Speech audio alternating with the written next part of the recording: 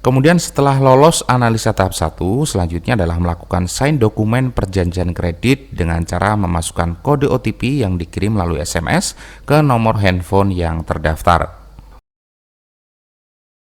Dan analisa tahap kedua ini memang prosesnya relatif lebih cepat kalau dibandingkan dengan analisa tahap pertama. Itu artinya yang membuat proses pengajuan kartu kredit OVO U-Card ini lama, itu adalah selanjutnya setelah lolos analisa tahap kedua ini, bisa dipastikan pengajuan OVO U-Card kalian itu sudah disetujui. Karena setelah lolos analisa tahap kedua ini, kartu akan segera dicetak dan dikirimkan ke alamat kalian. OVO U-Card adalah kartu kredit co-branding yang diterbitkan oleh Bank BRI yang berkolaborasi dengan e-wallet OVO. Dan kartu ini didukung oleh jaringan Mastercard. Di video kali ini kita akan membahas seputar pengajuan kartu kredit BRI OVO U-Card, sekaligus membahas kenapa proses pengajuannya itu lama, mulai dari analisa data sampai kartu fisik diterima. Jangan di skip, simak terus video ini sampai selesai.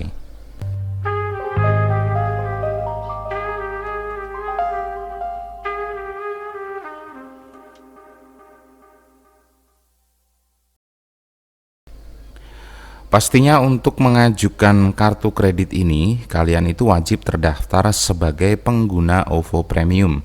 Dan yang sering menjadi pertanyaan banyak orang itu adalah kalau kita sering bertransaksi di OVO, apakah itu akan berpengaruh terhadap persetujuan OVO U-Card? Jawabannya adalah tidak berpengaruh ya, meskipun dalam hal ini punya peran yang sangat penting, mengingat kartu kredit ini adalah kartu kredit co-branding OVO. Kenapa seperti itu? Karena ini itu bukan produk pay letter, tapi produk kartu kredit yang diterbitkan oleh perbankan. Jadi secara otomatis histori perbankan atau catatan riwayat kredit tetap akan menjadi acuan utama untuk persetujuan kartu kredit ini. Tapi buat yang sering menggunakan e-wallet OVO ini untuk bertransaksi, kemungkinan pengaruhnya itu ada di besar kecilnya limit atau pagu kredit. Terutama di sini untuk pemula ya, yang baru mengajukan kartu kredit. Untuk yang sudah punya kartu kredit sebelumnya tentunya akan lebih bagus karena sudah punya referensi untuk menambah peluang persetujuan itu semakin tinggi. Oke, dan di sini untuk cara pengajuannya tinggal dibuka saja menu OVO U-Card di aplikasi OVO, dan di sini langsung saja diisikan data diri sesuai dengan iktp, meliputi nama lengkap, tempat tanggal lahir, dan pendidikan terakhir. Kemudian tahap selanjutnya ada pengisian informasi alamat tempat tinggal, meliputi alamat lengkap, kode pos, dan status kepemilikan tempat tinggal. Untuk kode pos ini sangat penting ya teman-teman, jadi jangan sampai salah mengisikan kode pos, karena ini terkait dengan pengiriman kartu fisiknya nanti. Kemudian selanjutnya ada pengisian informasi pekerjaan, meliputi jenis pekerjaan, lama bekerja, dan alamat lengkap perusahaan. Buat yang pengajuan wira swasta, untuk alamat perusahaannya bisa diisi dengan alamat tempat tinggal kalian. Kemudian tahap selanjutnya ada pengisian informasi kontak darurat, meliputi nomor dan alamat kontak darurat. Kemudian selanjutnya ada pilihan pengiriman kartu fisik, mau dialamatkan ke rumah atau di kantor, di sini kalian bebas memilihnya. Kemudian untuk tanggal penagihan, kalian bisa tentukan sendiri, mau di awal bulan atau di akhir bulan. Kemudian selanjutnya kita akan masuk ke tahap pengisian dokumen yang dibutuhkan, meliputi foto iktp, kemudian ada NPWP, slip gaji, dan foto selfie. Untuk tahapan ini memang cukup krusial karena banyak sekali dokumen yang dibutuhkan ya teman-teman, jadi memang harus disiapkan sebelumnya. Untuk foto iktp sudah pasti semuanya sudah punya, dan untuk NPWP karena di sini itu bukan isian opsional, jadi memang wajib diisi. Buat yang belum punya NPWP bisa daftar secara online dan itu gratis, atau bisa datang langsung ke kantor pelayanan pajak terdekat. Kemudian untuk foto slip gaji, buat yang tidak memiliki slip gaji atau pengajuan sebagai wira swasta, tips dari saya, kalian bisa isikan dengan dokumen usaha kalian seperti SIUP atau NIB. Kalau dokumen usaha juga tidak ada, bisa diisi dengan foto mutasi rekening yang sering kalian gunakan untuk bertransaksi. Kemudian di sini yang terakhir untuk foto selfie bisa dilakukan di tempat yang terang dan dengan pencahayaan yang cukup. Setelah semua dokumen terisi, kalian bisa cek kembali di tahapan verifikasi data untuk memastikan semua yang kalian isi itu sudah benar dan sesuai.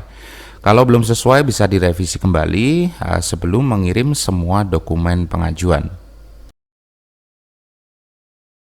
Oke, di sini prosesnya sudah selesai dan statusnya sudah masuk tahap pengajuan. Dan seperti yang teman-teman semua lihat di sini ada dua tahapan analisa data. Memang untuk pengajuan OVO U-Card ini prosesnya itu relatif lama ya teman-teman, karena ya memang ada dua tahapan analisa data.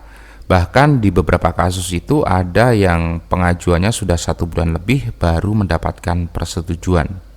Hal ini tentu sangat berbeda ketika teman-teman mengajukan kartu kredit co-branding BRI lainnya, seperti Tokopedia Card atau Traveloka Paylater yang proses analisa datanya itu relatif singkat meskipun sama-sama diterbitkan oleh Bank BRI.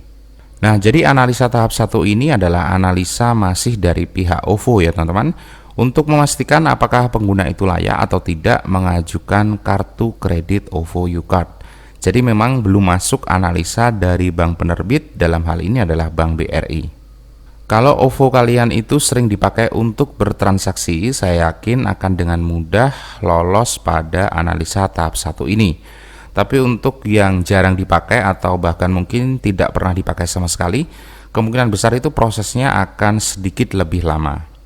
Kemudian setelah lolos analisa tahap 1, selanjutnya adalah melakukan sign dokumen perjanjian kredit dengan cara memasukkan kode OTP yang dikirim melalui SMS ke nomor handphone yang terdaftar. Untuk penerbit tanda tangan digital di sini adalah Privy ID.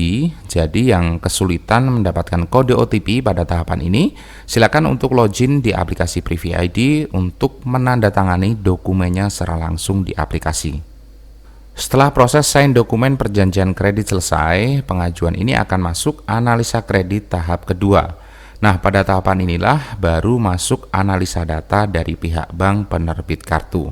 Itulah sebabnya banyak yang pengajuannya itu ditolak meskipun sudah melakukan sign dokumen perjanjian kredit.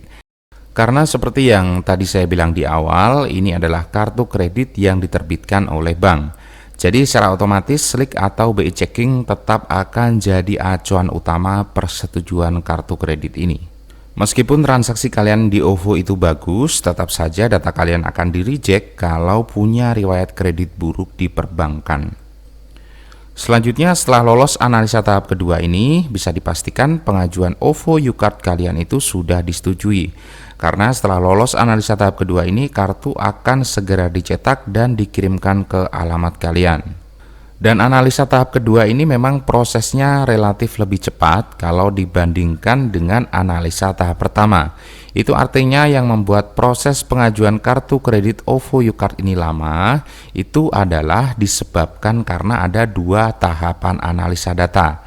Yang pertama itu dari pihak OVO, kemudian setelah sign dokumen perjanjian kredit, baru masuk ke tahap analisa data dari pihak bank penerbit kartu. Dalam hal ini adalah Bank BRI. Oke teman-teman, setelah kartu diterima, tinggal diaktifasi saja dengan cara memasukkan 16 digit nomor kartu, masa berlaku kartu, dan 3 digit kode CVV. Setelah itu, OVO U-Card kalian siap untuk digunakan. Jangan lupa untuk membayar tagihannya itu tepat waktu, manfaatkan setiap promo yang ditawarkan oleh merchant partner untuk memenuhi kebutuhan. Dan usahakan hindari untuk melakukan minimum payment tagihan kartu kredit. Lebih baik manfaatkan program cicilan 0% kalau kalian ingin membeli barang di luar kemampuan bayar kalian setiap bulan. Oke, semoga video ini bisa bermanfaat dan bisa menjadi referensi buat kalian yang membutuhkan. Terima kasih dan sampai jumpa di lain kesempatan.